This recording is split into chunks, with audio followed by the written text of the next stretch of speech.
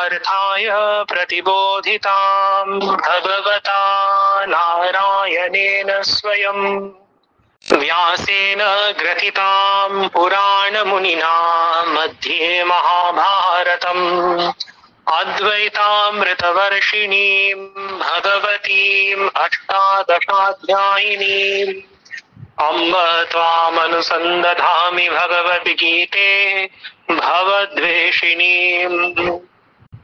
সকলকে নমস্কার।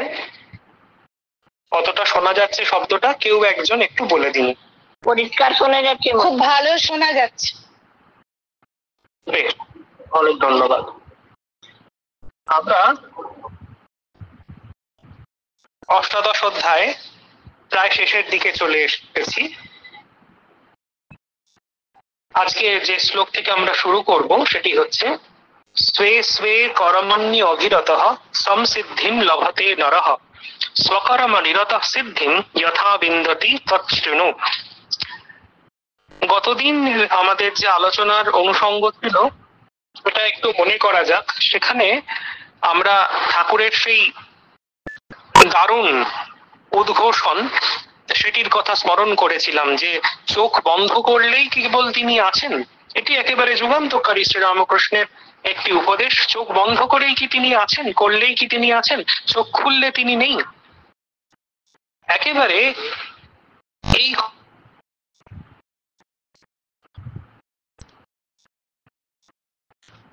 কথাটির প্রতি যেন আমাদের নির্দেশ করবে আজকের যে আলোচনা সেটি।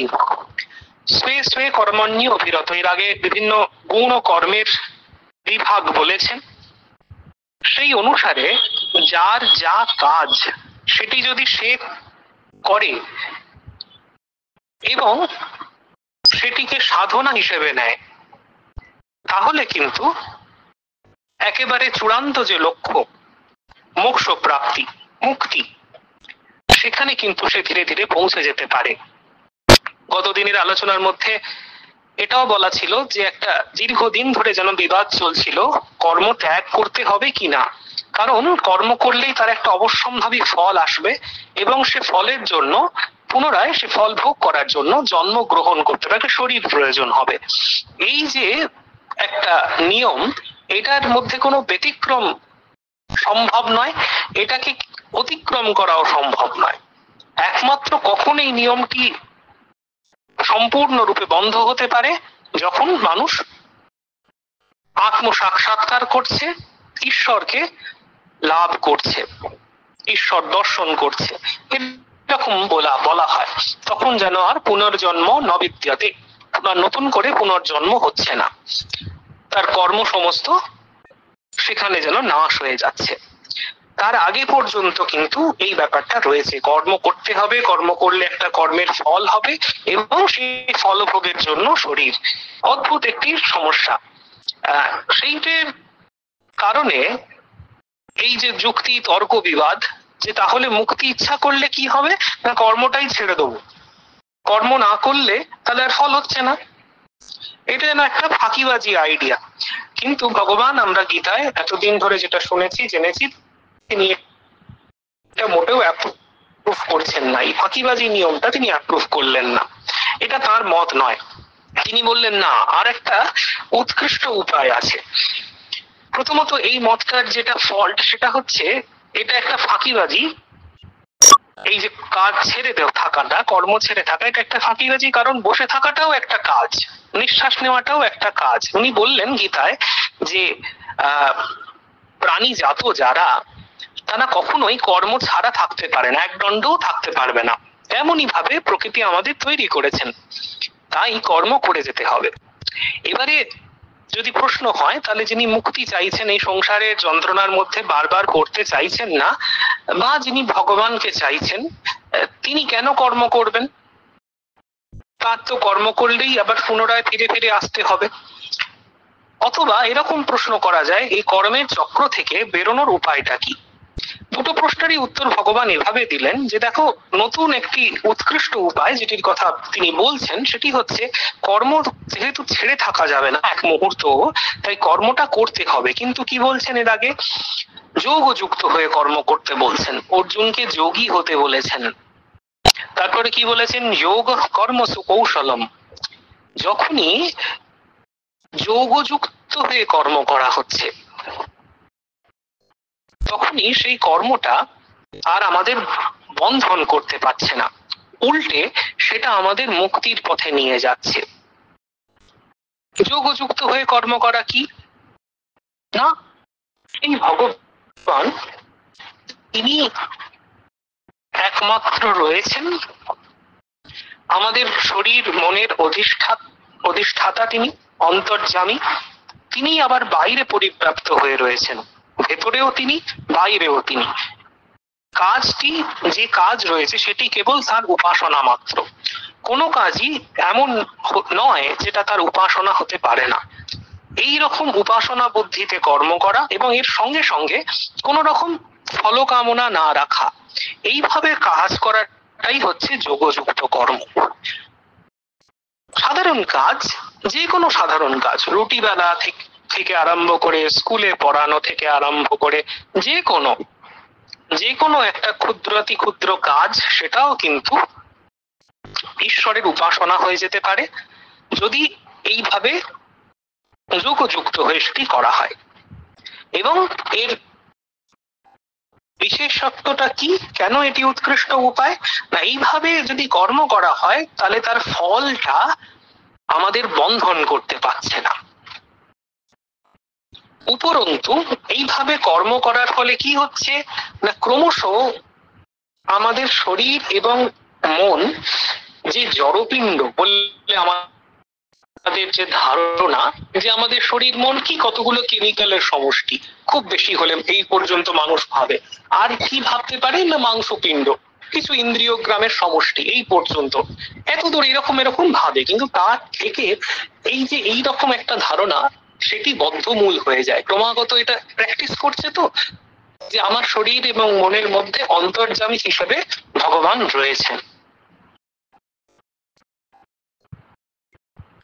এইভাবে অভ্যাস করতে করতে সত্যি সত্যি ধারণা হয়ে যায় যে শরীরের এবং মনের মধ্যে সেই অন্তর্যামী হিসেবে চৈতন্য সত্তা, ভগবত সত্তা তিনি রয়েছেন। যেমনটি গুরু উপদেশে আমরা সবাই দীক্ষাকালে জানতে পারি যে হৃদয়ের মধ্যে সেখানে একেবারে ঈশ্বরের চিরকাল তিনি অবস্থান করছেন, ঈশ্বরের বাস সেখানে। এবং সেটি সব সময়, শুধু যে ধ্যানের সময় তাকে ভাবতে জোর করে চেষ্টা করছি সেই সময়টুকু নয়, সব সময়টুকু। সেরকমও কর্মীরও কিন্তু এই যে নিষ্কাম কর্মী, তিনি সর্বদা এইভাবে চিন্তা করতে করতে করতে করতে তার নিজের প্রতি দৃষ্টিভঙ্গিটা পাল্টে যায়, নিজের দেহ মনের প্রতি দৃষ্টিভঙ্গি পাল্টে যায়। পাশাপাশি সমস্ত কাজ যখন ভগবানের, সমস্ত কিছু ভগবানের, এইভাবে ক্রমাগত চিন্তা করতে করতে করতে জগতের প্রতি যে দৃষ্টিভঙ্গি, জগতের প্রতি দৃষ্টিভঙ্গি বলতে জগতের যে বস্তুগুলো তার প্রতি যে একটা আকাঙ্ক্ষা থাকে ভোগ করার, সেটাও চলে যাচ্ছে। একেবারে যেন উপনিষদের যে চিন্তা ভাবনাগুলো, ঈশাবাস্যম ইদম সর্বম যৎকিঞ্চ জগত্যাম জগৎ, এই সমস্ত জগতে যা কিছু আছে, যৎকিঞ্চ সমস্তকে যেন ঈশ্বর ভাবনার দ্বারা আচ্ছাদিত করো, অর্থাৎ সমস্ত কিছু ঈশ্বর এটি বোধ করো, সেই দিকে যেন কর্মী চলে যান, যেটি জ্ঞানের সাধন। একমাত্র একম সৎ বা ওই একম ব্রহ্ম, একম খলু ইদম ব্রহ্ম, সর্বং খলু ইদম ব্রহ্ম, এইরকম যে চিন্তা ভাবনাগুলো, একমাত্র ব্রহ্মই আছেন, কেবলমাত্র ব্রহ্মই আছেন, এই ধরনের চিন্তা ভাবনাগুলো, সেইগুলো প্রতি যেগুলো চিন্তা করা, মনন করা, বিচার করা জ্ঞানীর কর্তব্য, দেখা যাচ্ছে কর্মীরও কিন্তু বা ভক্তেরও কিন্তু সেই দিকেই যেতে হচ্ছে। এইটাই হচ্ছে যোগযুক্ত ভাবে কর্ম করার ফলে। তখন কর্মফল আর এই যে অনুষ্ঠানকারী সাধক তাকে আবদ্ধ করতে পারছে না, তাকে বন্ধন দিতে পারছে না, উল্টে বন্ধনটা যেন খুলে যাচ্ছে, একটা একটা করে তার যে পাকে বাঁধা রয়েছে দড়িগুলো, সেগুলো যেন বন্ধনগুলো খুলে যাচ্ছে। এইভাবে চিন্তা করতে করতে সেটাই বলছে, স্বে স্বে কর্মণ্য অভিরত সংসিদ্ধি লভতে নর। এখানে নর মানে মানুষ। স্বে স্বে কর্মণ্য অভিরত, যা যা কর্ম, যেরকম যা স্বভাব করে, এই শব্দটা আবার আসবে, স্বধর্ম শব্দটি আসবে, যার যেটি গুণ এবং কর্ম অনুসারে একেবারে মূল বৈশিষ্ট্য, জোর করে কৃত কর্ম নয়, যার যেটি স্বাভাবিক, যেটা করতে ভালো লাগে। আগের দিন আলোচনা হয়েছে, কেউ কেউ আছেন তাদের অ্যাডভেঞ্চার ভালো লাগে, কেউ কেউ আছেন যাদের পূজা পাঠ, শাস্ত্র আলোচনা ইত্যাদি ভালো লাগে, কেউ কেউ আছেন যারা হয়তো ওই রুজি রোজগারের ব্যাপারটা, ব্যবসার ব্যাপারটা খুব ভালো বোঝেন, কেউ কেউ আবার আছেন যারা সর্বভূতে সেবা করার ব্যাপারটা ভালো বোঝেন, বা ওই পরিশ্রম করা, পরিশ্রমের মাধ্যমে উপার্জন করাটা, এটাই তাদের বৈশিষ্ট্য। এখানে নারায়ণপুরে দেখেছি যে অন্যান্য জায়গা যারা রয়েছেন কর্মীরা, তাদের থেকে এরা অত্যন্ত পরিশ্রমী, মানে এদের মধ্যে ফাঁকিবাজি ব্যাপারটা একদম আসেনি। যেহেতু একেবারে একেবারে সেই একটি উপজাতি থেকে উঠে আসছে, অবুঝমার উপজাতি থেকে উঠে আসছে, এদের মধ্যে এখনো সেই ফাঁকিবাজির ব্যাপারটা কিন্তু খুব একটা দেখা যায় না। অবাক হয়ে দেখি যে একটা ছেলে কি প্রচন্ড পরিশ্রম, এমনকি মেয়েরাও, মানে ওরাও দেখছি মানে ঘর ঝাড় দিচ্ছে, কেমন পরিশ্রম করে যাচ্ছে সমানে, হয়তো অঙ্গনওয়াড়ি যেগুলো আছে সারাদিন ধরে কিছু কাজ করে যাচ্ছে। তা এরা ভীষণ রকম ভাবে পরিশ্রমী হয়। যেটি বলছিলাম, এরকম সমাজের এই যে শ্রেণী বিভাগটা, এটা কিন্তু গুণ ও কর্মের উপরে সবসময় থাকবে। তা যার যেটি কর্ম, উনি বলছেন ধর্ম আচরণ করতে গেলে যে নতুন কিছু করতে হবে তা নয়, একেবারে শ্রী শ্রী মায়ের কথাটা এখানে অনুধাবন যোগ্য। উনি বলছেন ঈশ্বর দর্শন করলে কি আর দুটো করে শিং বেরোয়?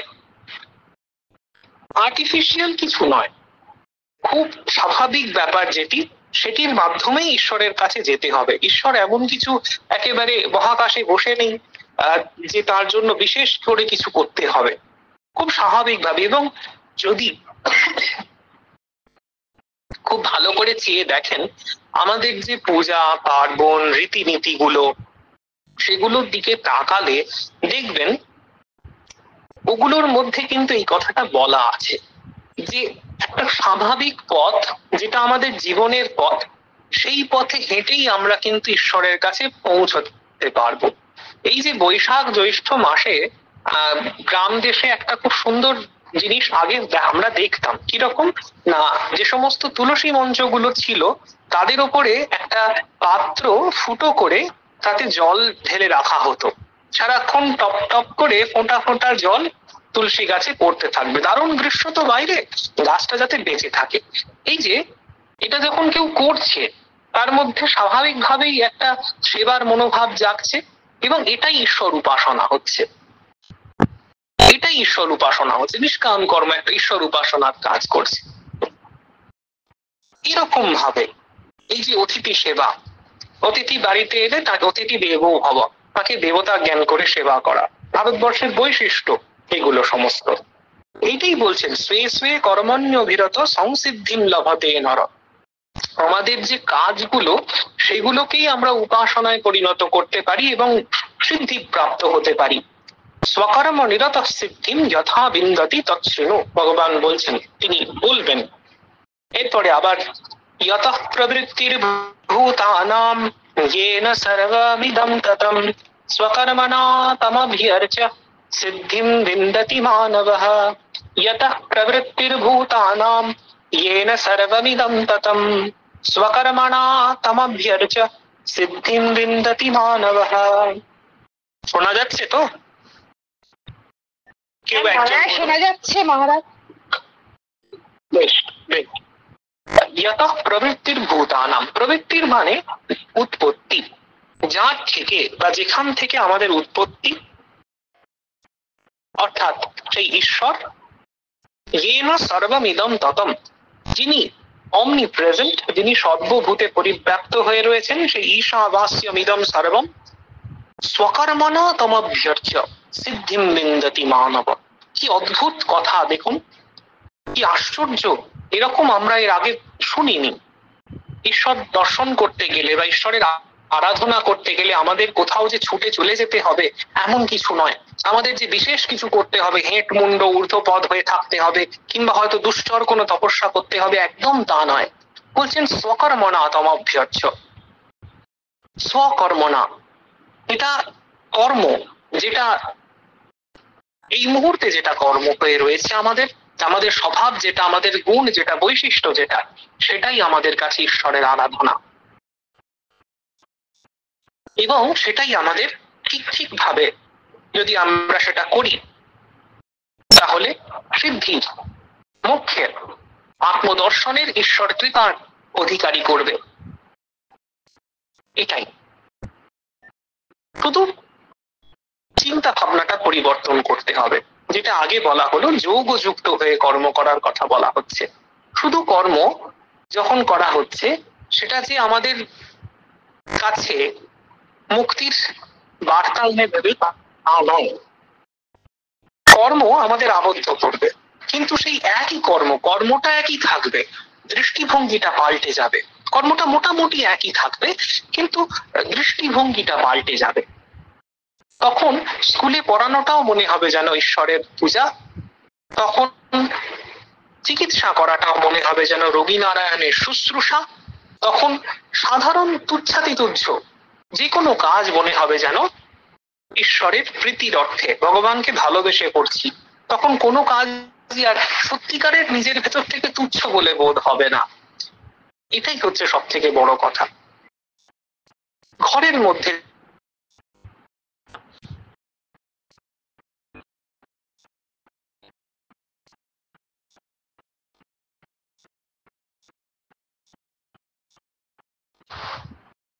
আওয়াজ আসছে না মন?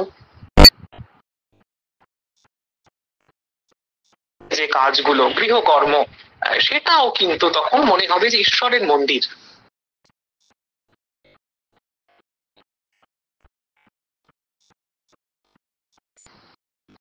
হ্যাঁ, বাকিরা কেউ কিছু বলছে না?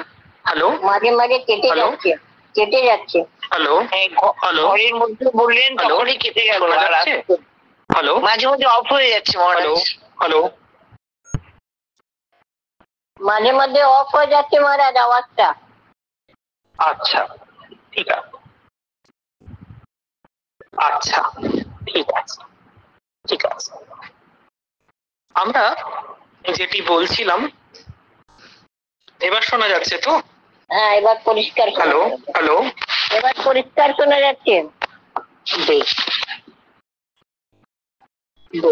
আর কাউকে বলতে হবে না, ঠিক আছে।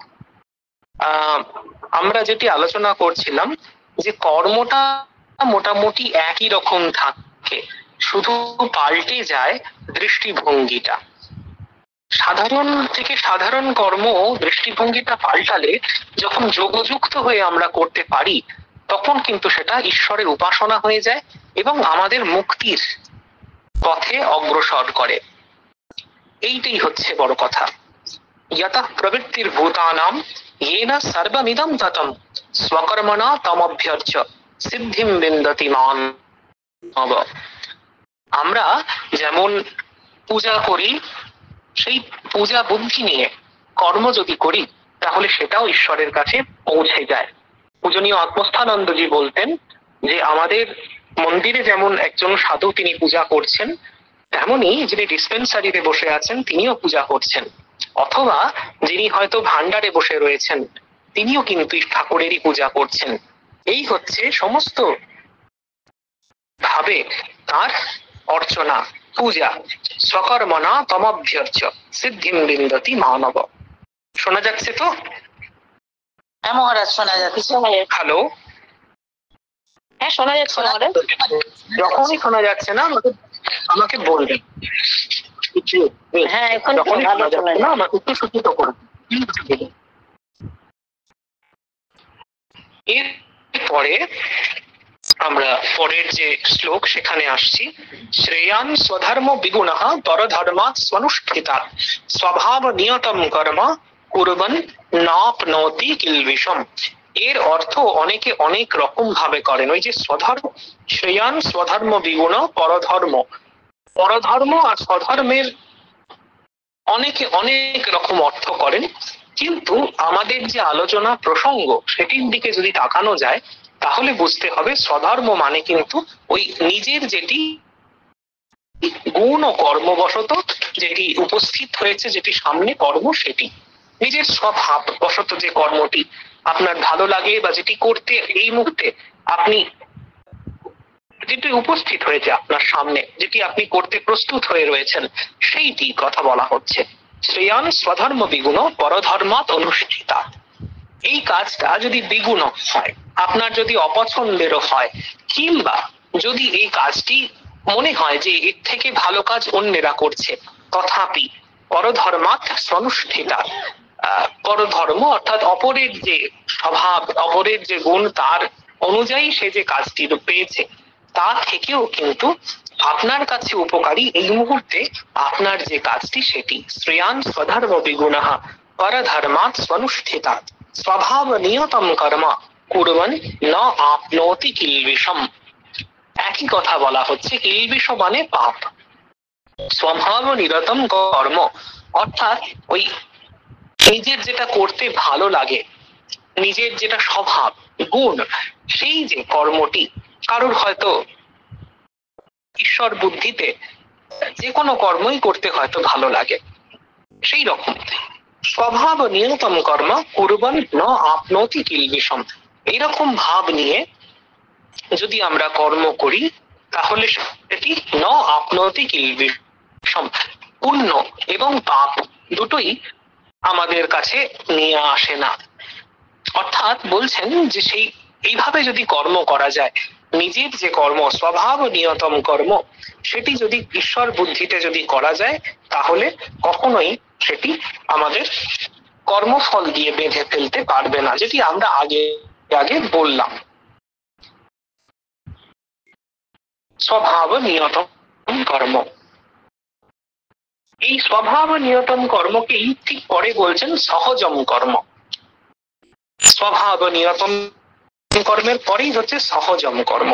আমরা মহাভারত প্রসঙ্গে সেই গৃহিণী এবং ধর্ম ব্যাধের কথা বারবার উল্লেখ করি, যার উপদেশগুলি ব্যাধ গীতা নামে সংকলিত হয়েছে। সেই যে ধার্মিক ব্যাধটি, তিনি কিন্তু তত্ত্বদর্শী ছিলেন, শাস্ত্রের মর্ম তিনি জানতেন। তিনি জানতেন যে তার যে কর্ম সেটি কিন্তু লোক সমাজে নিন্দিত কর্ম, মাংস বিক্রি করা ব্যাধের জীবন, কিন্তু কখনো তিনি সেই কর্মটিকে ত্যাগ করেননি।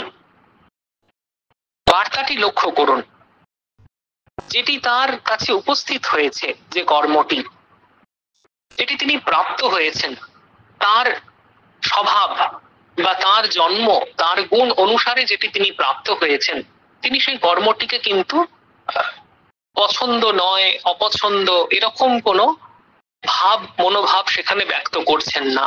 তিনি যেহেতু তত্ত্বজ্ঞ, তিনি যেহেতু শাস্ত্রের মর্মদর্শী, তিনি সেটাকেও, তার যে ওই প্রাপ্ত কর্মটি মাংস বিক্রি, সেটিকেও কিন্তু তিনি একটা উৎকৃষ্ট উপায় হিসেবে নিয়েছেন মোক্ষ সাধনের, ধর্ম সাধনের। ঠিক এই ধরনের উদাহরণ আমরা পাই ছান্দোগ্য উপনিষদে। সেখানে সত্যকাম জাবালের কথা রয়েছে। সত্যকাম জাবাল গুরু গৃহে উপস্থিত হয়েছেন, তিনি জ্ঞান লাভ করতে চান। গুরু তাকে পাঠিয়েছেন গরু চড়াতে।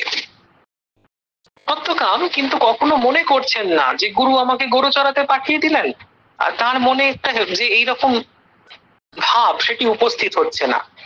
ওই স্বভাব নিয়তম কর্ম বা সহজম কর্ম, সেইভাবে তিনি এটিকে গ্রহণ করেছেন। গরু চড়াতে বলেছেন, খুব ভালো কথা, গরু চড়াবো। তিনি গরু চড়াতে চলে গেছেন। কিন্তু পরবর্তীকালে উপনিষদের ঘটনাগুলি বলছে যে ওই গরু চড়িয়েই তার কিন্তু উদ্দেশ্য যেটি সেটি সিদ্ধ হলো। তিনি মুক্তির পথে এগিয়ে গেলেন, তিনি জ্ঞানের আলো প্রাপ্ত হলেন। এখানেও তাই স্বভাব নিয়তম কর্ম বা সহজম কর্ম বলে যাকে বলা হচ্ছে, যেটি আমাদের সামনে উপস্থিত হচ্ছে, সেটিকে যদি আমরা ঈশ্বরের প্রীতির জন্য যদি অনুষ্ঠান করতে পারি, তাহলে সেটি কিন্তু আমাদের মুক্তির পথে এগিয়ে নিয়ে যায়। ঠাকুর তার একটি মহিলা ভক্তকে একবার বলেছিলেন যে তোর কাকে বেশি ভালো লাগে। সেই মহিলা ভক্তটি খুব সরলা, তার নিজের সংসার বলতে কিছু ছিল না, ছোটবেলা থেকে বিধবা হয়েছেন। তিনি বলতেন ভাইয়ের একটি ছেলে রয়েছে, ছোট ছেলে, ওকে আমি খুব ভালোবাসি, ওকে নিয়েই থাকি, ওর স্নান করানো খাওয়ানো। ঠাকুর শুনে খুব খুশি হলেন, বললেন খুব ভালো কথা, ওকেই তুই গোপাল ভাবে চিন্তা কর, ইষ্ট ভাবে চিন্তা কর, যখন ধ্যান করবি ওর মূর্তিটাই ধ্যান করবি। এবং পরে যে আমরা যেটি জানতে পারি যে ঠাকুরের এই যে মহিলা ভক্তটি তিনি উচ্চ অবস্থা লাভ করেছিলেন, তিনি একজন সাধিকা হিসেবে চিহ্নিত হয়েছিলেন।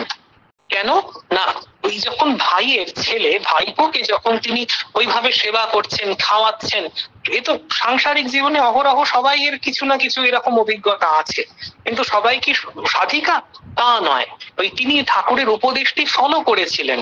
তিনি ছেলেটিকে শুধুমাত্র ভাইয়ের ছেলে বলে জানছেন তা নয়, ছেলেটিকে ঈশ্বরের একটি মূর্তি বলে জানছেন, তার মধ্যে অন্তর্যামী রূপে শ্রী ভগবান রয়েছেন এটি জানছেন, জেনে তিনি সেবা করছেন। সেই সেবাটা ওই যোগযুক্ত কর্ম হয়ে গেল। সহজ কর্ম, তিনি মহিলা ছিলেন, গৃহের মধ্যে ছিলেন, তার কাছে অন্য কোনো অপশন ছিল না, তার কাছে ওই সাধারণ যেটি বাচ্চাদের নাওয়ানো খাওয়ানো সেটাই তার কাছে একটা সাধন হয়ে গেল। যেটা তার সহজ কর্ম ছিল, যেটা তার স্বভাব ও নিয়তম কর্ম ছিল, সেটি হয়ে গেল ঈশ্বরের উপাসনা, সেটি হয়ে গেল তার মোক্ষ প্রাপ্তির উপায়। এটাই বলছেন, সহজম কর্ম কৌন্তেয় সদোষম অপি ন ত্যজেৎ সর্বারম্ভা হি দোষেণ ধূমেন অগ্নিরিব আবৃতা। সহজম কর্ম কৌন্তেয় সদোষম অপি ন ত্যজেৎ সর্বারম্ভা হি দোষেণ ধূমেনাগ্নিরিব আবৃতাঃ। সহজম কর্ম কৌন্তেয় সদোষম অপি ন ত্যজেৎ সর্বারম্ভা হি দোষেণ ধূমেনাগ্নিরিব আবৃতাঃ। এই সহজ কর্ম যদি দোষযুক্ত হয়, মানে যদি হীন কর্ম যদি হয়, তথাপি বলছেন যে না, সেটিকে ত্যাগ করা কিন্তু চলবে না।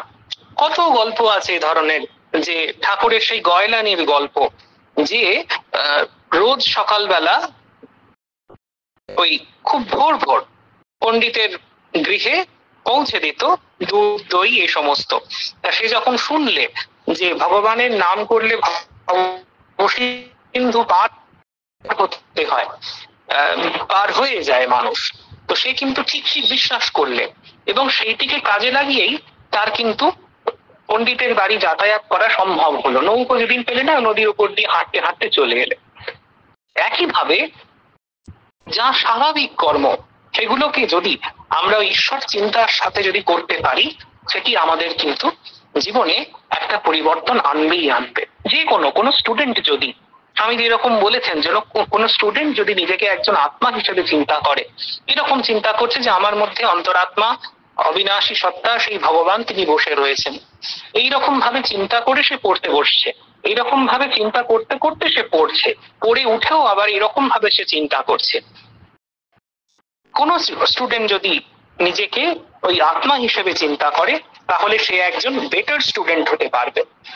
এরকম যে কোনো পেশার মানুষ, যে কোনো সমাজের যে কোনো ক্ষেত্রের মানুষ, তিনি যদি এরকম মনে করেন, তখন তিনি কিন্তু আরো ভালো একজন ব্যক্তি হয়ে উঠতে পারবেন, এবং গীতার দৃষ্টিতে তিনি কিন্তু একজন ঠিক কর্মযোগী হয়ে উঠবেন, তিনি একজন সাধক হয়ে উঠবেন, যখনই তিনি ফলকামনা ছাড়া কোন রকম ফলের চিন্তা না করে তিনি কাজ করবেন, এবং সেই কাজটা যোগযুক্ত হয়ে করছেন, ভগবানের জন্য করছেন, এইরকম মনোভাব নিয়ে তিনি করছেন, তখন কাজটাই উপাসনা হয়ে যাচ্ছে, তিনি সাধক হয়ে যাচ্ছেন। যদিও আর পাঁচজন দেখছে তিনি কাজই করছেন, তিনি হয়তো রুটি বেলছেন, তিনি হয়তো স্কুলে পড়াচ্ছেন, তিনি হয়তো ব্যবসা বাণিজ্যের কর্ম করছেন, দোকানে বসছেন, কিন্তু সেটি উপাসনা হচ্ছে প্রকৃতপক্ষে। আর কি বললেন, যে কর্ম খারাপ ভালো এই বিচারটা কিছু হয় না, কারণ সর্বারম্ভা হি দোষেণ ধূমেন অগ্নিরিব আবৃতা। হ্যালো, শোনা যাচ্ছে? হ্যালো হ্যালো, হ্যাঁ শোনা যাচ্ছে মহারাজ, হ্যালো, পরিষ্কার শোনা যাচ্ছে মহারাজ। একজন বলুন, বেশ ঠিক আছে।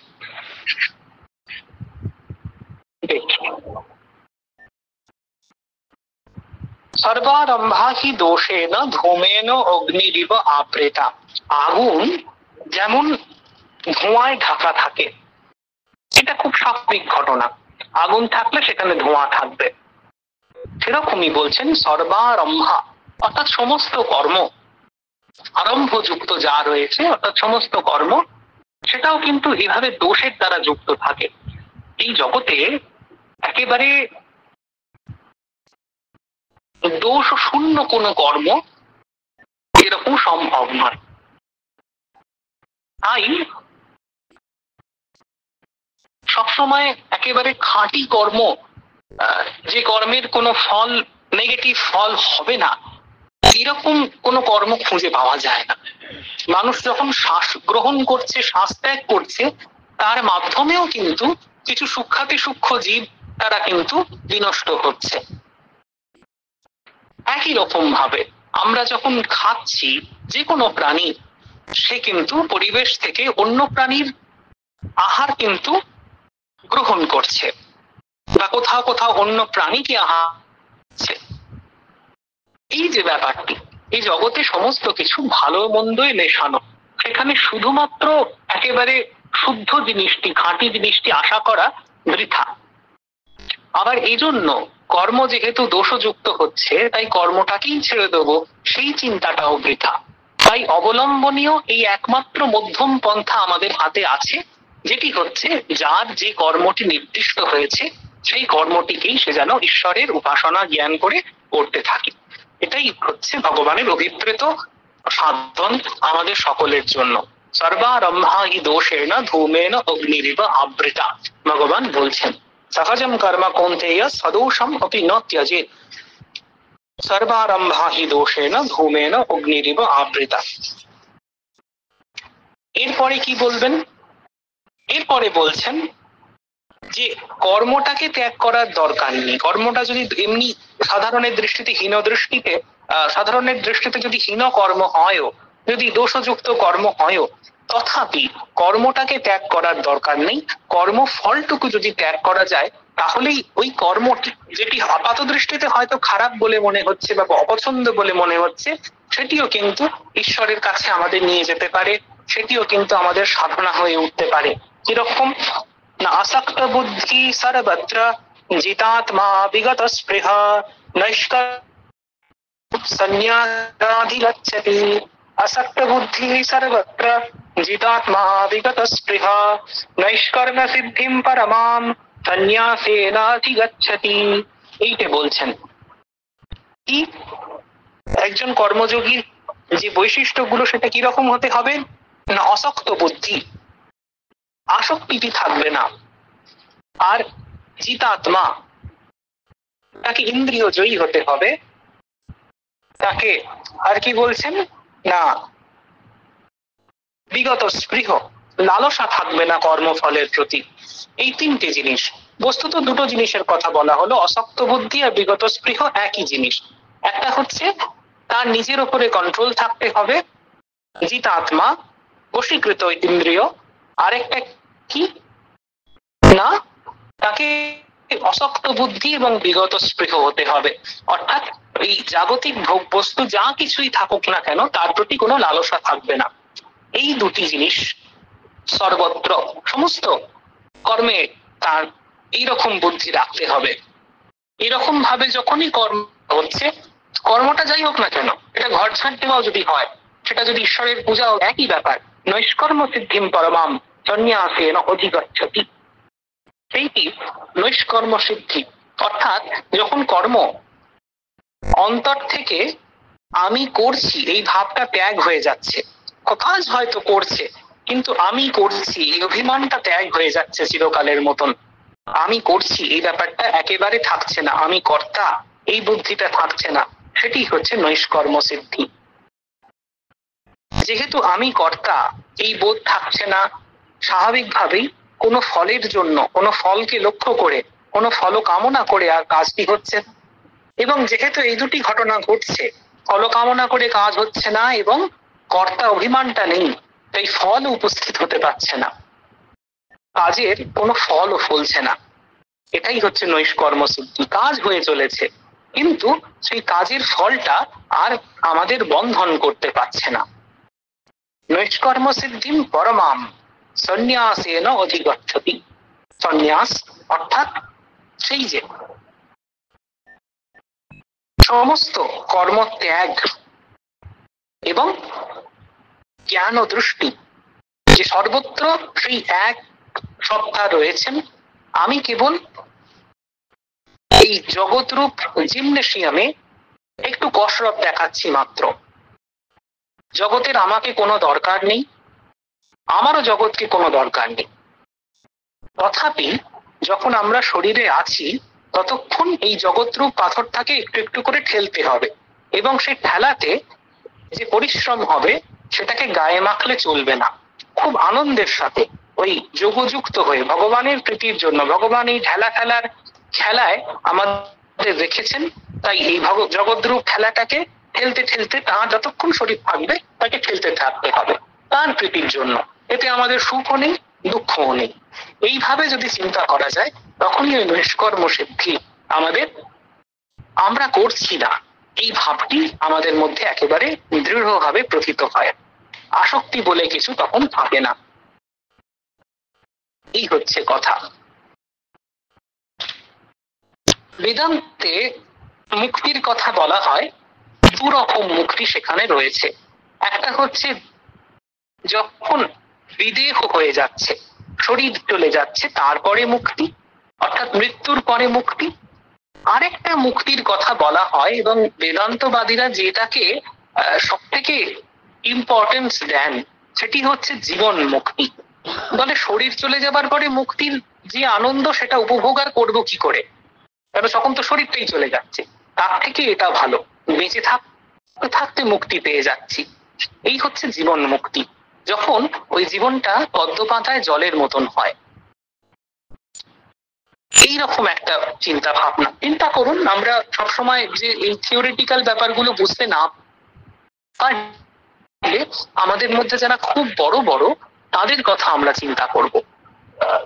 নেতাজির সম্বন্ধে আমরা এরকম ঘটনা পাই শ্রুতি কথায়, যে রেঙ্গুন ছেড়ে যাবার আগে যখন ওইভাবে শোচনীয় পরাজয় করছে আইএন এর চারদিক থেকে, মানে অদ্ভুত ভাবে বৈদেশিক শক্তির কাছেও লাঞ্ছিত হচ্ছে, আবার যে ভারতের জন্য তারা এত কিছু সর্বস্ব ত্যাগ করে প্রাণ পর্যন্ত তুচ্ছ করে তারা লড়াই করছে, সে ভারতবর্ষের কাছ থেকেও বিশ্রী রকম ভাবে লাঞ্ছিত হচ্ছে। ঘরে বাইরে সব জায়গায় যখন এইরকম ভাবে ভীষণ রকম লাঞ্ছিত হচ্ছে, তার মধ্যে সেই নিদারুণ পরাজয়ের মধ্যে দাঁড়িয়েও ওই রেঙ্গুনের স্মৃতিটুকু আমরা পাই, স্মৃতি যে লিপিটুকু, সেখানে রামকৃষ্ণ মঠের যিনি তৎকালীন যিনি সন্ন্যাসী, তিনি এই সম্বন্ধে বলেছেন যে গভীর রাত্রে পট্টবস্ত্র পরে নেতাজি এসে ধ্যান করছেন বহুক্ষণ ধরে মন্দিরে। এই মূর্তিটুকু শুধু চিন্তা করুন যে এরকম পরিবেশেও ধ্যান সম্ভব, যখন ব্যক্তি জীবন ধ্বংস হয়ে যাচ্ছে, যখন সমাজ শত্রু হিসেবে চিন্তা করছে, লাঞ্ছনা করছে নানা রকম ভাবে, যে দেশকে ভালোবেসে এত ঝুঁকি নেওয়া হচ্ছে, সেই দেশকে একটা ছোট্ট কথা বলা যেতে পারে, নেতাজি খুব ভালো সাঁতার জানতেন এমন খুব উদাহরণ কিন্তু নেই, যে খুব ভালো সাঁতার জানতেন এমন হয়তো নয়, হয়তো জানতেন, কিন্তু খুব যে ভালো পটু ছিলেন, দক্ষ ছিলেন এমন হয়তো নয়। এই মানুষটি কিন্তু সাবমেরিনে করে যাতায়াত, মানে যখন যাচ্ছেন সাবমেরিনে করে, এবং পাশে তখন যুদ্ধ পরিস্থিতি, যে কোনো মুহূর্তে সাবমেরিনে আঘাত করতে পারে শত্রুপক্ষ, এইরকম একটা সিচুয়েশনের মধ্যেও সাবমেরিনে আবার কিন্তু তিনি সঙ্গে সঙ্গে যখন অন্য কোনো উপায় দেখছেন না সেটাতে যাতে স্বীকার করে যাচ্ছেন। এই যে প্রতি পদক্ষেপে মৃত্যুকে পর্যন্ত তুচ্ছ করা, এরকম একটা মনোভাব কার জন্য যাচ্ছে, যে দেশমাতৃকার জন্য। সেই দেশের মানুষরা যখন সমানে লাঞ্ছনা করছে, গঞ্জনা করছে, নেতাজির নামে তৎকালীন বিভিন্ন পত্রপত্রিকা যে খুব ভালো লিখতো তা কিন্তু নয়। এই সম্বন্ধে শঙ্করী বাবুর অনেক গবেষণা রয়েছে, সেখানে দেখা যাচ্ছে তাকে বিভিন্ন ভাবে এখনকার যেমন তখনকারও তেমন, তখনকার বিভিন্ন অন্য রাজনৈতিক প্রতিপক্ষরা তাকে হেয় করছে, তাকে নিয়ে বিদ্রুপ করছে। এইরকম এই যে লাঞ্ছনা, তার মধ্যেও ধ্যান সম্ভব। তার সমস্ত পরিশ্রম, যুদ্ধক্ষেত্রে যখন পরাজিত হলেন, সমস্ত সহায়তা বন্ধ হয়ে যাচ্ছে, তার সমস্ত পরিশ্রম যখন ভেঙে পড়ছে, স্বপ্ন ভেঙে পড়ছে, তার মধ্যেও ধ্যান সম্ভব। কি করে সম্ভব? তখন এইগুলো মনে করতে হবে এদের জীবনে এরা গীতার এই বাণীগুলোকে আক্ষরিক অর্থে গ্রহণ করেছেন। আসক্ত বুদ্ধি সর্বত্র জিতাত্মা বিগত স্পৃহ নৈষ্কর্ম সিদ্ধিম পরমাম সন্ন্যাসেন অধিগচ্ছতি। এই হচ্ছে কথা। সমস্ত এই যে গুণগুলোর কথা বলা হলো, এই গুণগুলো যদি আমরা আমাদের জীবনে ফুটিয়ে তুলতে পারি, আমরা যেখানেই থাকি না কেন, যে কাপড়েই থাকি না কেন, যে ড্রেসেই থাকি না কেন, আমরা নিশ্চিত ভাবে সন্ন্যাসী। জ্ঞেয় সনিত্য সন্ন্যাসী ইয়ো ন দ্বেষ্টি ন কাঙ্ক্ষতি। অদ্ভুত ভাবে এই জিনিসটি কথা বলা হয়েছে। জ্ঞেয় সনিত্য সন্ন্যাসী, তাকে তুমি ঠিক ঠিক সন্ন্যাসী বলে জানবে যার জীবনে এটা মূর্ত হয়ে উঠেছে। neither seek nor avoid, যার জীবনে এই লালসা বা কামনা এবং অ্যাভয়েড করা, দ্বেষ্টি, এই দুটোই চলে গেছে। মানে লাইকিং ডিসলাইকিং বলে জীবনে আর কিছু যিনি রাখেননি, তাকে নিত্য সন্ন্যাসী বলে জানবে। জ্ঞেয় সনিত্য সন্ন্যাসী যো না দ্বেষ্টি না কাঙ্ক্ষতি। আমরা কোন ভালো লাগে সেটা তো চাই, আর কোনটা অপছন্দ করি, কোনটা দ্বেষ করি, যেটা ভালোবাসি না সেটা দ্বেষ করি। যার জীবন থেকে এই দ্বেষ আর রাগ, ভালোবাসা এই দুটোই চলে গেছে, আসক্তি, তিনি জ্ঞেয় সনিত্য সন্ন্যাসী। এখানে ওটাই বললেন, আসক্ত বুদ্ধি সর্বত্র, সর্বত্র কোনো একটি বিষয় নয়, সর্বত্র আসক্ত বুদ্ধি জিতাত্মা বিগত স্পৃহ নৈষ্কর্ম সিদ্ধিম পরমাম সন্ন্যাসেন অধিগচ্ছতি। সন্ন্যাসী বলতে ঘোড়ার ডিম একটা কিছু অদ্ভুত বোঝায়, এরকম ধারণা করা উচিত নয়। মানে হচ্ছে আর কিচ্ছু চাই না, এই ভগবান কেবলমাত্র তোমাকে চাই। যিনি একমাত্র ভগবানকে চান তিনি হচ্ছেন সন্ন্যাসী, আর কিচ্ছু চাই না, এটি যিনি বলতে পারেন। এই জগতের বিচিত্র যে পণ্য সমস্ত রয়েছে, একেবারে বিরাট একটা ঝকমকে চকমকে শোরুম খুলেছে, তার দিকে চেয়ে কিচ্ছু চাই না বাবা, এটা যিনি বলতে পারেন তিনিই হচ্ছেন সন্ন্যাসী। সন্ন্যাস বলতে এটাই বোঝায়। বাকি মন্ত্রতন্ত্র যা রয়েছে তার সার কথা হচ্ছে এটাই, যে কিচ্ছু চাই না। বেশ, আজ এই পর্যন্ত। সকলকে যথাযোগ্য নমস্কার, প্রণাম। জয় রামকৃষ্ণ, জয় রামকৃষ্ণ।